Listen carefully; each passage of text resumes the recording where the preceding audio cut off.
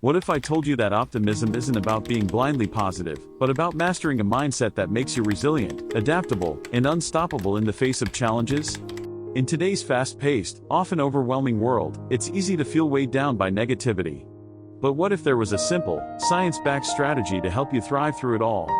In this video, we're diving into Practical Optimism by Dr. Sue Varma, a book that goes beyond feel-good advice and offers actionable steps you can take to transform your outlook and, ultimately, your life.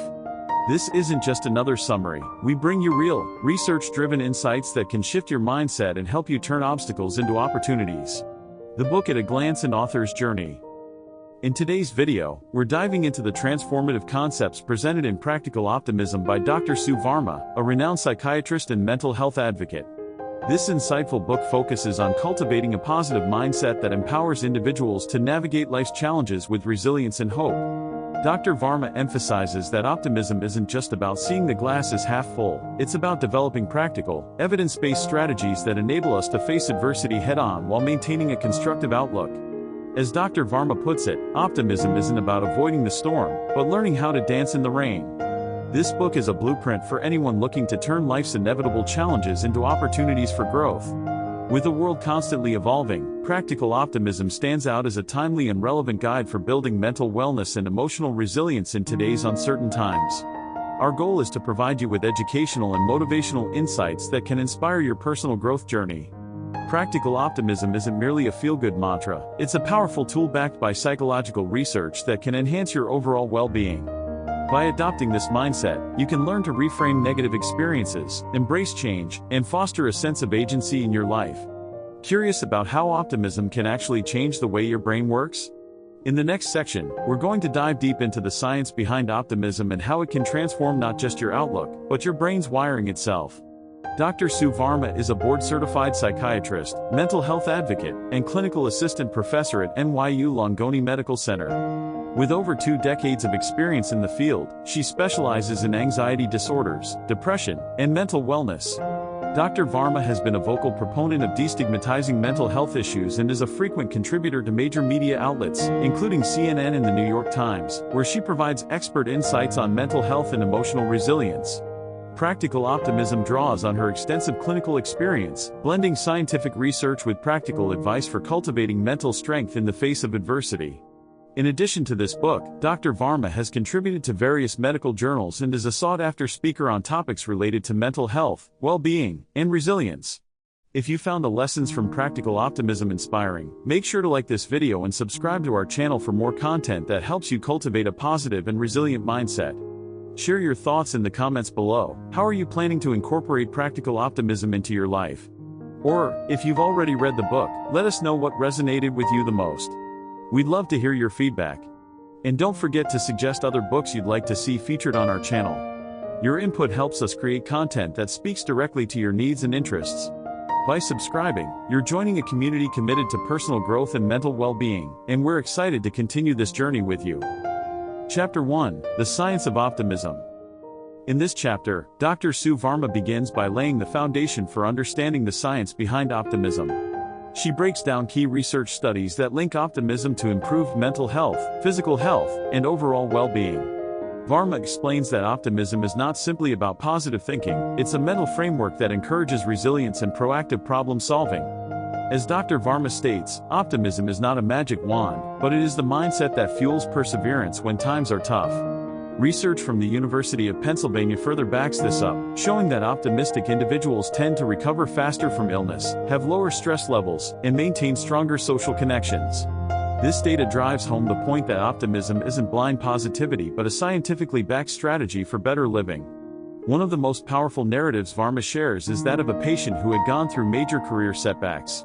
Rather than succumbing to despair, this individual adopted optimism as a tool. By shifting their mindset from "this is the end" to "what can I learn from this?"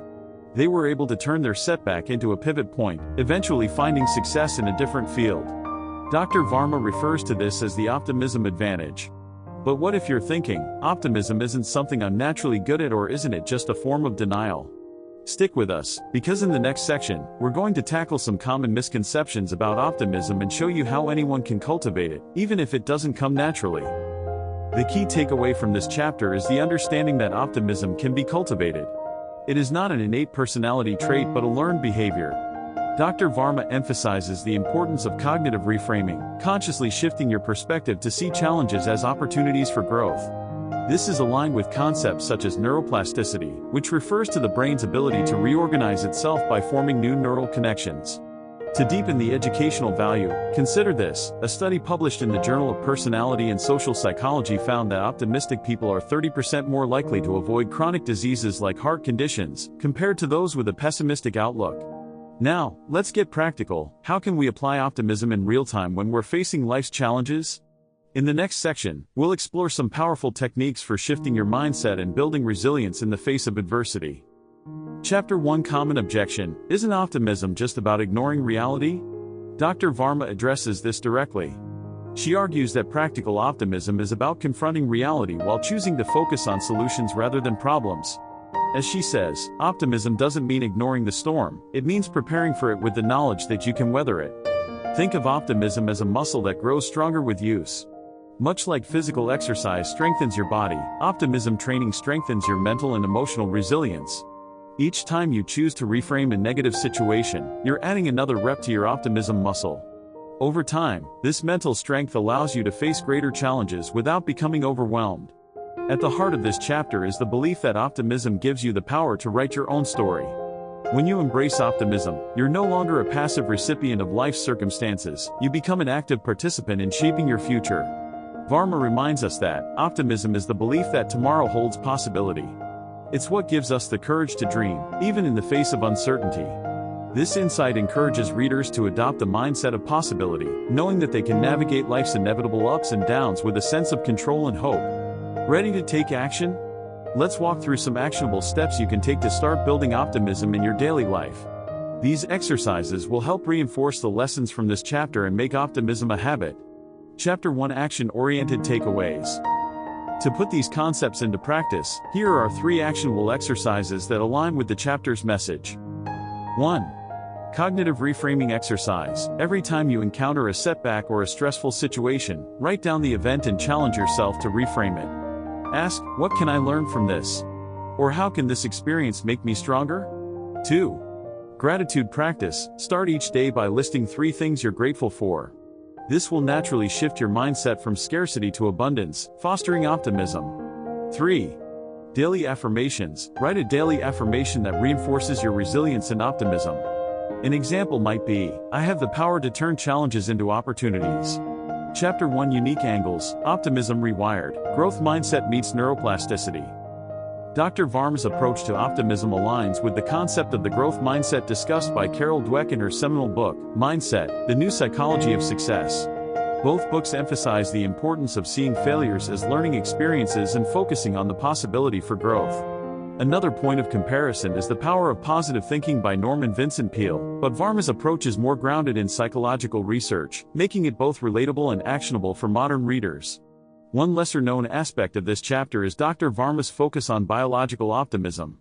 She explains that your brain is wired to adapt to optimism when you practice it consistently. Over time, this can lead to physical changes in the brain that improve overall mental health, a concept rooted in the science of neuroplasticity. Practical optimism has garnered praise from leading mental health professionals. Dr. Mark Hyman, a renowned physician and author, noted, Dr. Sue Varma's work is a breath of fresh air in the field of mental health. Her insights into optimism are both practical and profound, offering a roadmap for anyone looking to cultivate resilience and emotional well-being. Additionally, reviews from everyday readers emphasize the book's actionable nature. One reviewer shared, after reading this book, I've been able to approach my challenges with a sense of hope. It's helped me build stronger relationships and improve my mental health in ways I didn't expect. What's next? We're going to talk about a technique that takes optimism to the next level, shifting perspectives. Stay tuned to learn how a simple shift in how you view problems can completely change your emotional response to them. Chapter 2, Shifting Perspectives. In Chapter 2, Dr. Varma introduces one of the most powerful tools for cultivating practical optimism, cognitive reframing. She emphasizes that our thoughts shape our reality, and by changing how we perceive negative situations, we can shift our emotional responses and behaviors. This chapter is all about learning to identify negative thought patterns and transforming them into constructive, growth-oriented perspectives. As Dr. Varma states, your thoughts are the lens through which you see the world.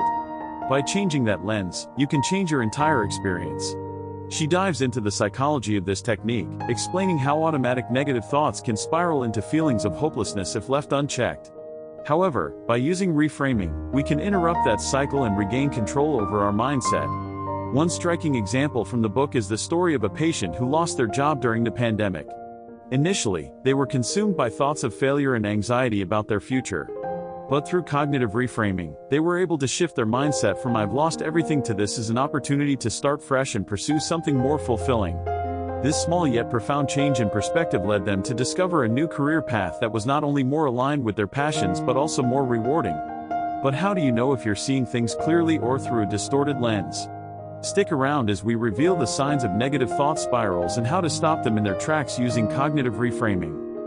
The key takeaway here is that cognitive reframing isn't about denying reality or pretending everything is perfect, it's about seeing possibilities where others see limitations. The technique encourages you to approach every situation with a mindset of growth. Dr. Varma highlights that reframing is a choice. It's not about making problems disappear, but about changing the way you approach them. In psychological terms, reframing taps into neuroplasticity, the brain's ability to form new connections and patterns. As you practice reframing, you're training your brain to adopt a more flexible and positive mindset. A study by Dr. Richard Davidson at the University of Wisconsin showed that individuals who regularly engage in reframing techniques demonstrate higher levels of activity in the prefrontal cortex, the region of the brain associated with emotional regulation. Chapter 2 Common Objection: Is reframing just sugarcoating problems? A common misconception is that reframing is merely a form of sugarcoating, but Dr. Varma dispels this myth. Reframing is about taking a realistic look at your challenges while choosing to focus on solutions instead of dwelling on problems.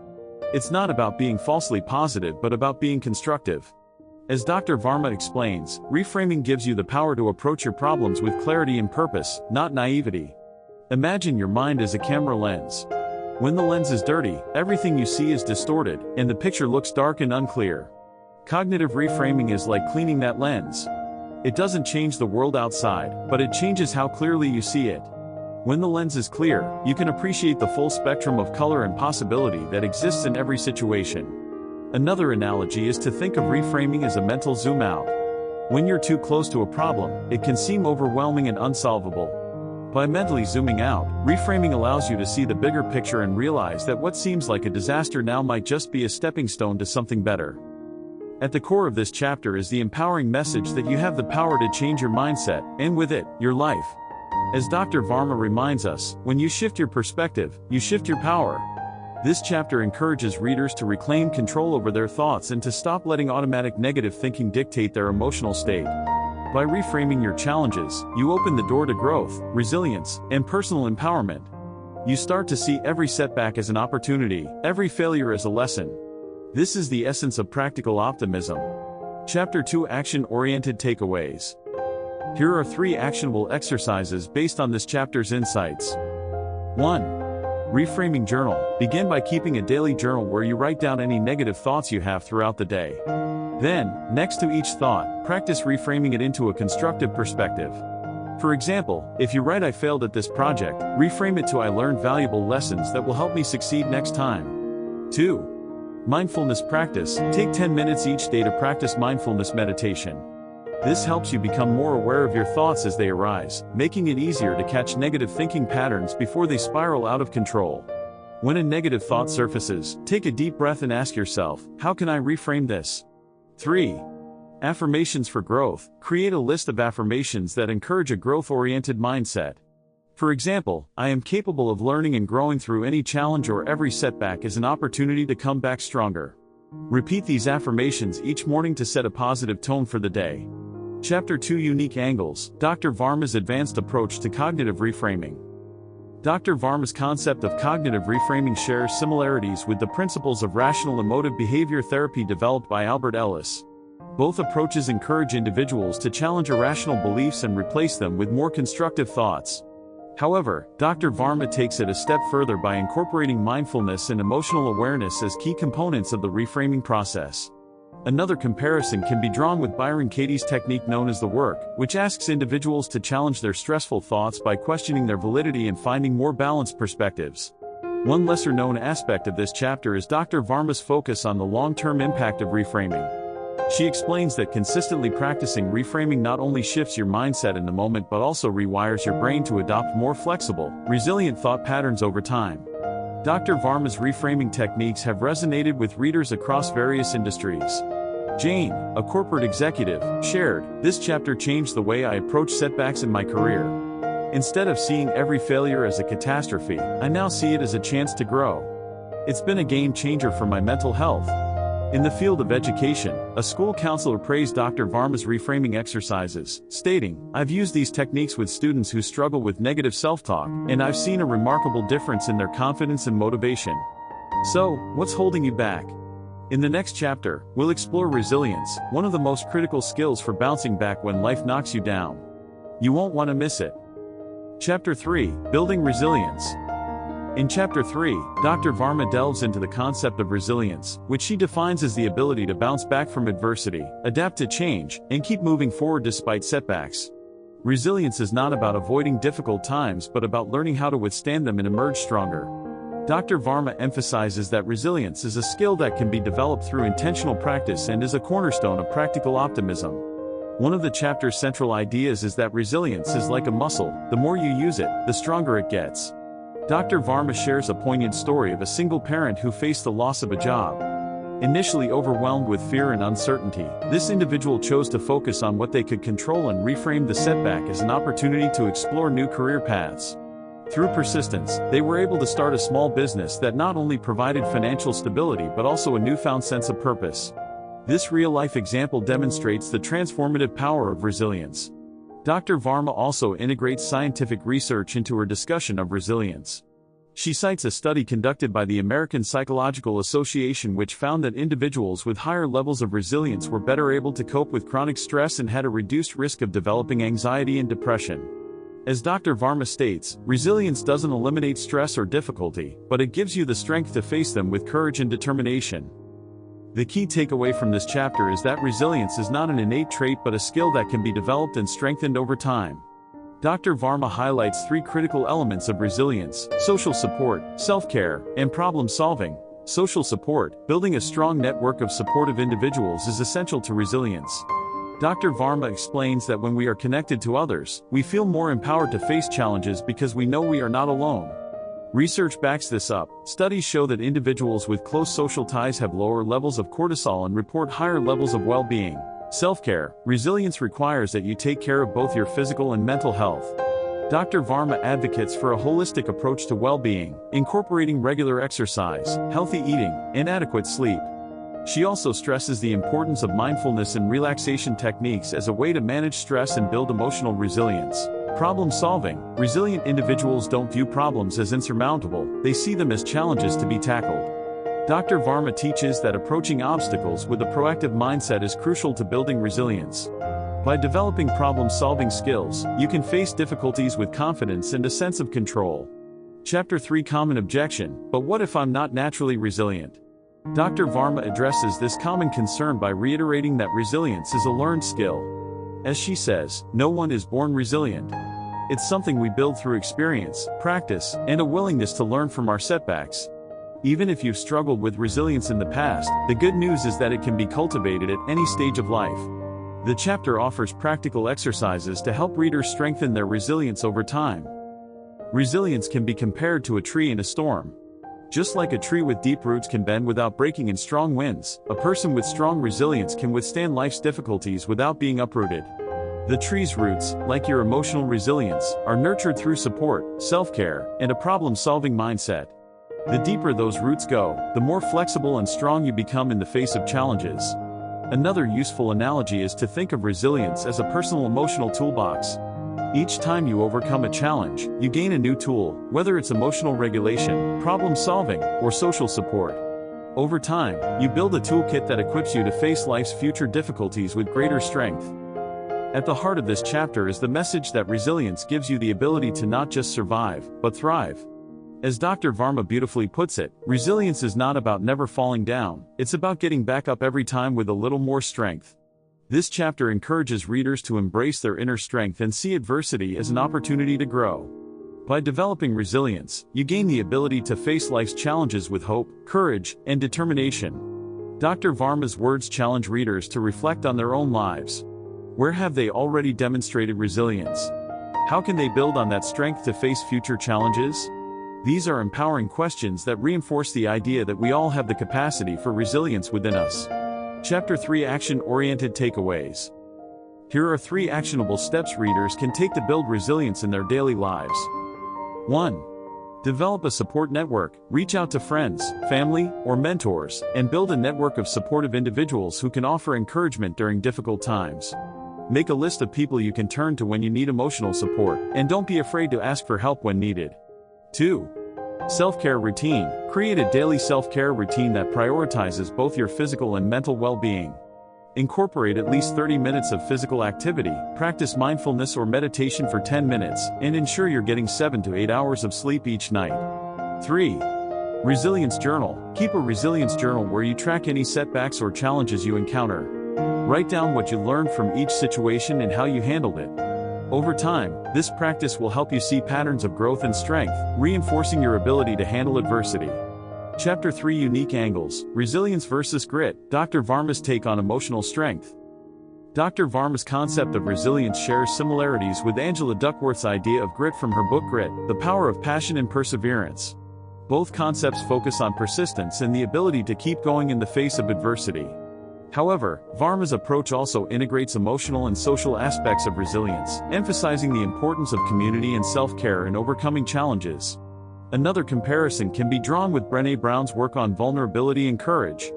Dr. Varma highlights that resilience is built through facing challenges head-on, even when it feels uncomfortable or uncertain, much like Brown's message of embracing vulnerability as a pathway to strength. One lesser-known aspect of the chapter is Dr. Varma's focus on emotional resilience training. She discusses how consistent practices such as mindfulness and emotional regulation exercises can build long-term resilience, helping individuals better cope with future stressors. This process is akin to mental fitness, much like physical exercise strengthens your body over time. This chapter has resonated with readers who have faced significant challenges in their lives. One reader, who survived a serious illness, shared, "This chapter on resilience gave me the tools to see my illness not as a curse, but as a challenge to grow from. It's completely shifted how I view my recovery process." Another review from a corporate leader praised the book's focus on building emotional resilience in the workplace, stating, "Dr. Varma's insights on resilience have been invaluable in helping me lead my team through tough times. It's made me a better, more empathetic leader." Chapter 4: The Power of Gratitude. In Chapter 4, Dr. Varma highlights one of the most transformative tools for cultivating optimism: gratitude. She explains that gratitude is more than just saying thank you, it's an intentional practice of recognizing and appreciating the positive aspects of life, even in the face of adversity.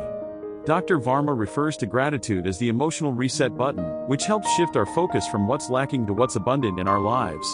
She shares the story of a client who struggled with chronic anxiety.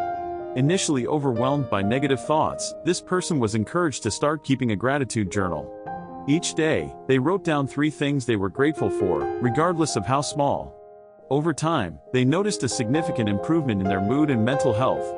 This simple practice helped them rewire their brain to focus more on the positives and less on the fears that once dominated their thoughts. Dr. Varma draws on research from the Greater Good Science Center at UC Berkeley, which shows that regular gratitude practice can lead to lower stress levels, improved mental health, and stronger relationships. As she puts it, gratitude is the fastest route to emotional resilience. It changes your mindset from scarcity to abundance. The key takeaway from this chapter is that gratitude is a powerful tool for building optimism and resilience. Dr. Varma explains that when we focus on what we're grateful for, we shift our perspective from what's going wrong in our lives to what's going right. This shift is essential for cultivating a more positive and optimistic mindset. Gratitude has profound psychological benefits.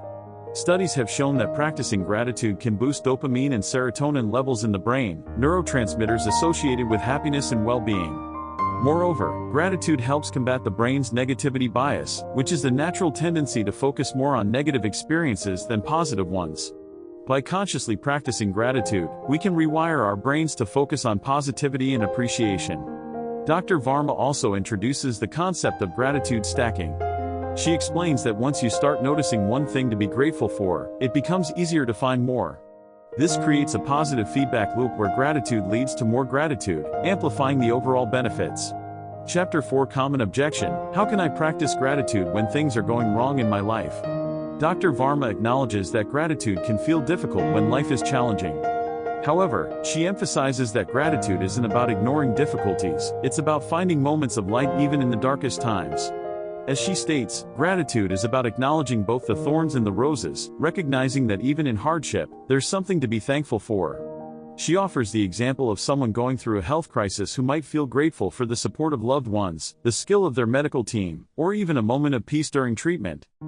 Dr. Varma likens gratitude to a lighthouse in the storm. Even when life feels overwhelming, gratitude is that steady beacon that guides you toward emotional stability. It doesn't eliminate the storm, but it helps you find your way through it. Another powerful analogy is thinking of gratitude as emotional fertilizer.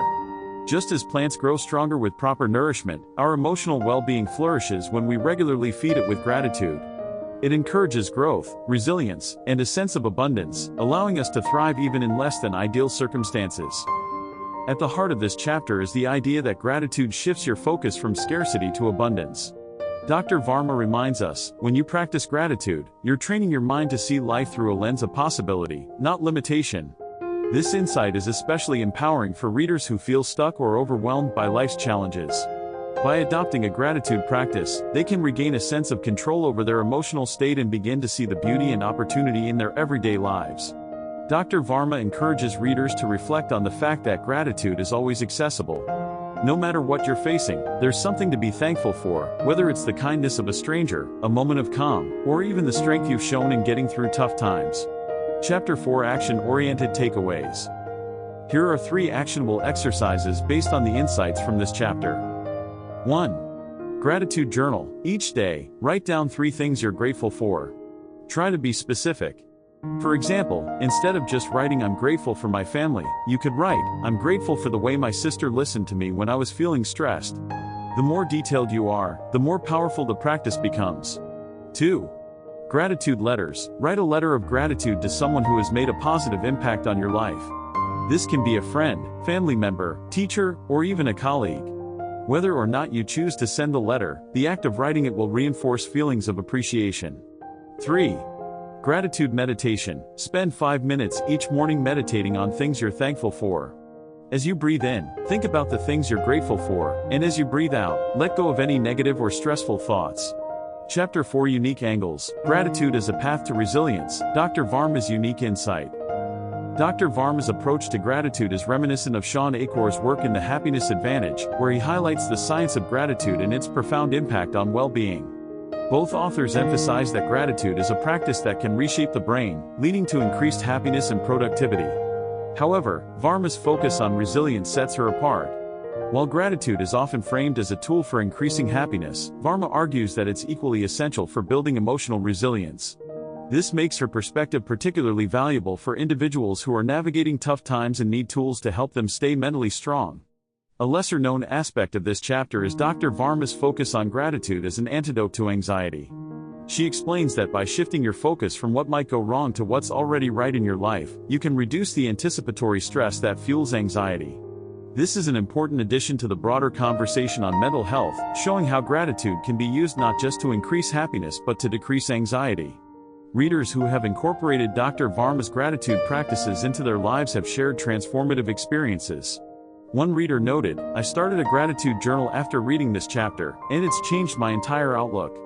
I never realized how much good was already present in my life until I started writing it down every day." In a review from a mental health professional, they stated, "Dr. Varma's approach to gratitude goes beyond the surface. Her focus on gratitude as a tool for resilience makes this book stand out among other self-help literature." Chapter 5, Cultivating Positive Relationships. In Chapter 5, Dr. Varma focuses on the crucial role that relationships play in fostering optimism and well-being. She emphasizes that optimism is not just an individual mindset, it's also deeply influenced by the people around us. As she puts it, our social connections are the mirrors that reflect our potential back to us. In this chapter, Varma explores how positive relationships can serve as a buffer against stress and help sustain a resilient, optimistic outlook. Dr. Varma highlights the story of a patient who, after moving to a new city for work, struggled with feelings of loneliness and anxiety. Over time, they began building connections with colleagues and neighbors, and soon noticed a significant improvement in their mood and outlook. As they nurtured these relationships, they found that the emotional support and sense of belonging they received allowed them to bounce back more quickly from challenges at work and in life. This story illustrates how cultivating meaningful relationships can enhance resilience and optimism. She references studies from Harvard's Grant Study, one of the longest-running studies on human development, which found that the quality of our relationships is the single most important predictor of long-term happiness and health. According to Dr. Varma, positive relationships are the foundation upon which optimism is built. When we feel supported and connected, we're more likely to maintain a hopeful and constructive perspective, even in tough times. The key takeaway from this chapter is the understanding that relationships have a profound impact on mental health and optimism. Dr. Varma introduces the concept of emotional contagion, which refers to the idea that emotions can spread from one person to another. This means that surrounding yourself with positive, supportive people can directly influence your own emotional state. On the flip side, being around negative or pessimistic individuals can drain your energy and pull you down. She also explains the importance of active constructive responding in relationships, which involves actively engaging with the good news or successes of others. When someone shares a positive event, responding with enthusiasm and curiosity rather than indifference or dismissal can strengthen the bond between you and foster more positive interactions. As Dr. Varma notes, the way we respond to others' joy has a lasting impact on the quality of our relationships. Chapter 5 Common Objection: What if I struggle to build relationships? Dr. Varma addresses the difficulties some people face in building or maintaining relationships, particularly those who are introverted or have experienced social rejection in the past. She reassures readers that building meaningful relationships is a skill that can be developed. It's not about quantity, it's about quality, she emphasizes. Even a small circle of close, supportive friends can have a profound impact on your mental health and optimism.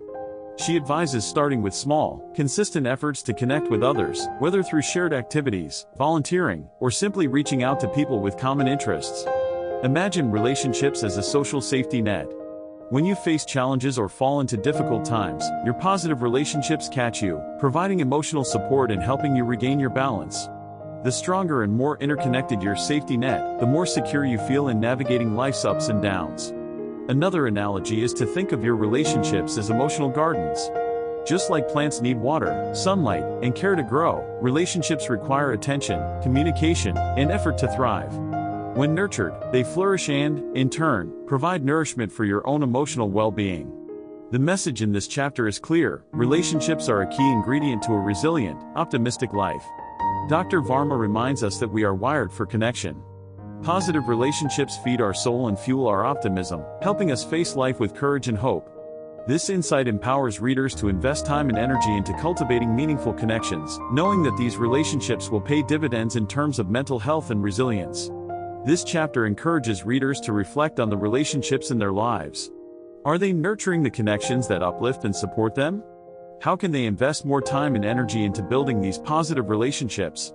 Chapter 5 Action-Oriented Takeaways. Here are 3 actionable exercises based on the insights from this chapter.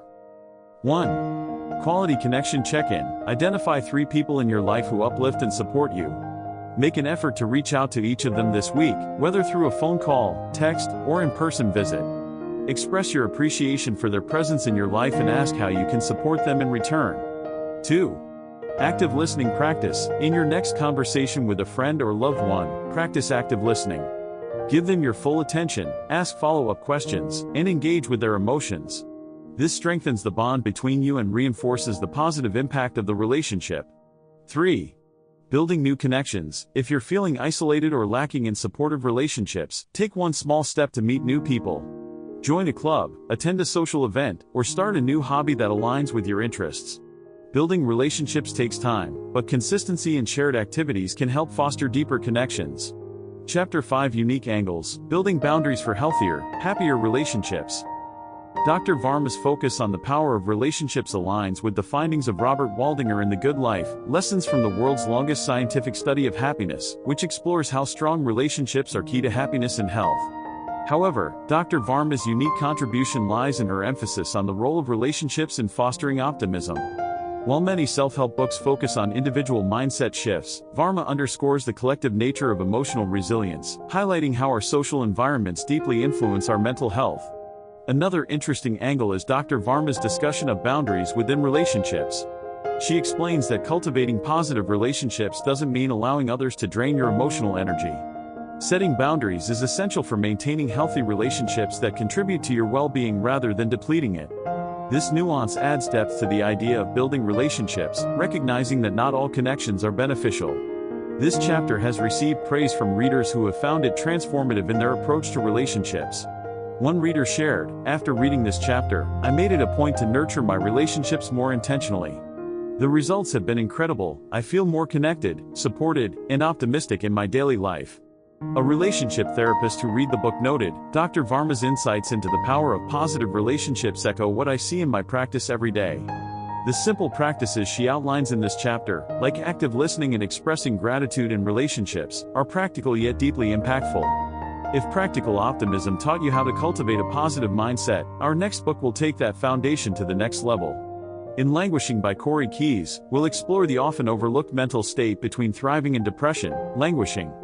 This book offers powerful strategies to move beyond feeling stuck and regain a sense of purpose and fulfillment. If you've ever felt like you're simply going through the motions in life, this next summary will show you how to reignite your passion and energy. Stay tuned. Closing reflections. As we wrap up our exploration of Practical Optimism by Dr. Sue Varma, let's recap the core message of the book. Optimism isn't just about being hopeful, it's about developing the mental tools needed to face life's challenges head-on and come out stronger on the other side. By adopting practical optimism, you can reframe negative experiences, build emotional resilience, and improve your overall well-being. The concepts we've discussed, from cognitive reframing to resilience-building techniques, are transformative. They offer a new way of thinking about adversity and provide actionable strategies for navigating life with grace and strength. Applying practical optimism in your daily life is essential for personal growth and long-term success. Remember, optimism is not passive, it's active. It's a mindset that empowers you to take control of your narrative and write your own story, regardless of the obstacles you face. So today, challenge yourself to adopt the lessons from this book. Start small, reframe a negative thought, express gratitude, or reach out to someone in your support network. The journey toward a more optimistic and fulfilling life begins with a single step. Thank you for joining us, and if you found value in today's discussion, don't forget to like, share, and subscribe for more insights on personal development and mental wellness. We look forward to seeing you in the next video.